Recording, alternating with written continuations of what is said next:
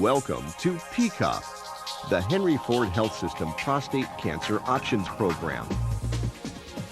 As a prostate cancer patient, you have several treatment choices and no doubt many questions.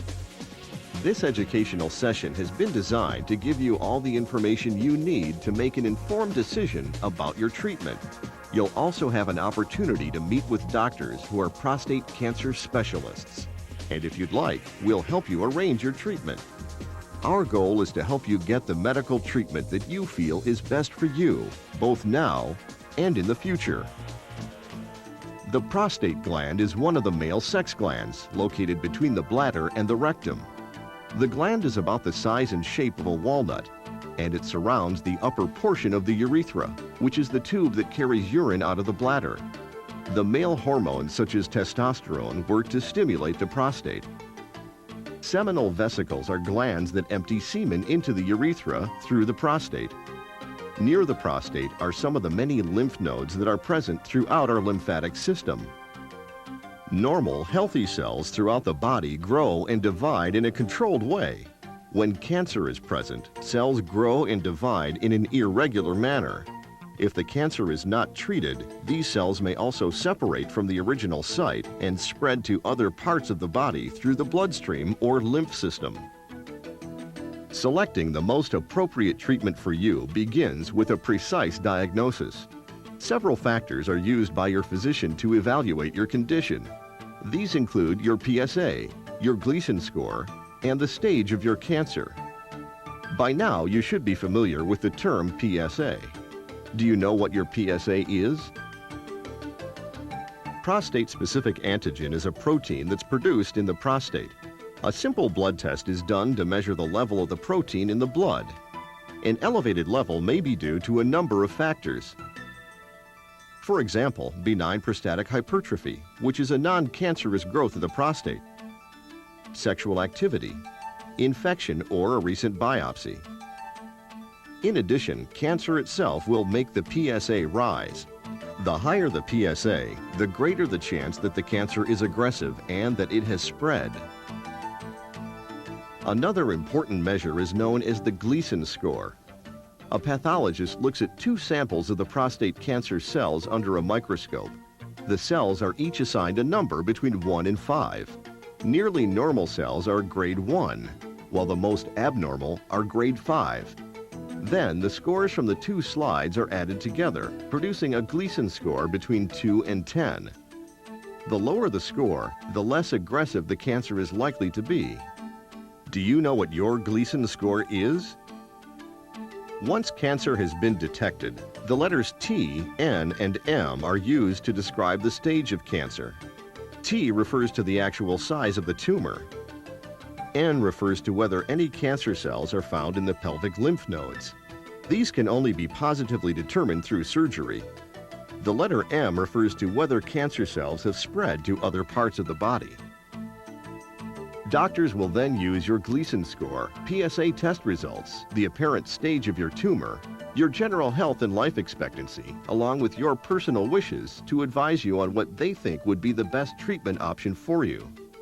Recommendations are based on how well men with tumors like yours have responded to various treatments in the past.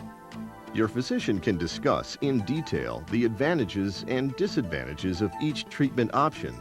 That way, you can decide which course of treatment is best for you. Prostate cancer is usually treated by one or more of the following procedures: surgery, radiation therapy, hormone therapy, observation or watchful waiting. Again, based on your specific condition, your physician will recommend the course of treatment that he or she feels is best for you.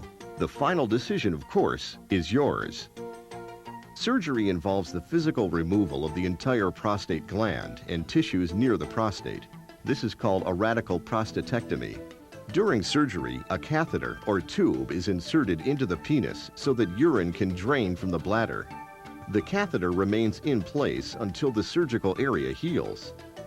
One advantage of surgery is that it may remove the entire tumor. Currently, it is the most proven form of treatment with the highest success rate.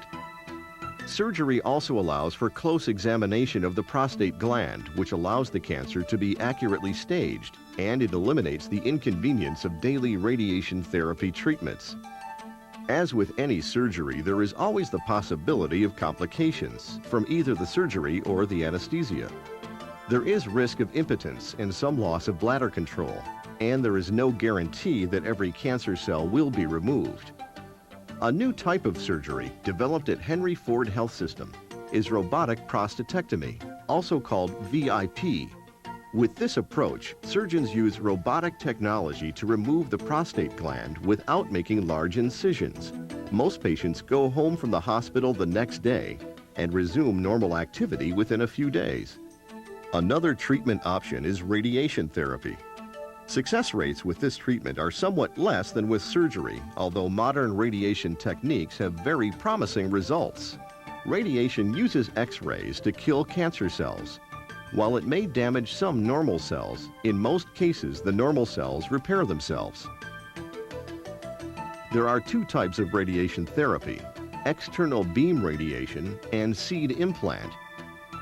External beam radiation therapy uses a special machine called a linear accelerator to deliver carefully calculated doses of radiation to the prostate. Treatment is required 5 days a week for 7 to 8 weeks. It takes less than 15 minutes and is completely painless. Modern techniques used at Henry Ford Hospital, including 3D conformal therapy, have resulted in significant improvements in patient comfort. Another advantage is that surgery is avoided, as well as any related complications. The risk of incontinence is almost 0%, and the risk of impotence may also be reduced. Disadvantages include the length of treatment, 35 daily treatments over a 7 or 8 week period. There may also be some rectal irritation or the need to urinate more frequently, although with modern techniques, these side effects are becoming rare. The second form of radiation therapy, seed implantation, requires that a 1 to 2 hour procedure be done in the operating room. A high dose of radiation is given by placing several tiny pieces of radioactive materials directly into the prostate gland. A radiation seed is about the size of a grain of rice, and anywhere from 50 to 100 seeds are placed depending on the size of the prostate gland. The treatment is done in a single procedure. There is a slight risk that hospitalization may be required, although this is rare. More frequently, the concentrated dose of radiation has been known to cause irritation to the bladder and rectum. As with surgery, it is important to understand that with either form of radiation therapy, external beam or seed implant, there is no guarantee that all cancer cells will be destroyed. Hormone therapy is another treatment that may be recommended to you. While not considered a curative treatment, it can shrink the prostate prior to surgery or radiation treatments. It can also increase survival in patients with aggressive cancers when given before surgery or radiation. And since testosterone stimulates prostate growth, hormone therapy is used to block the supply of testosterone to the prostate. This may be achieved through surgical removal of the testicles or by using drugs that block the hormone itself.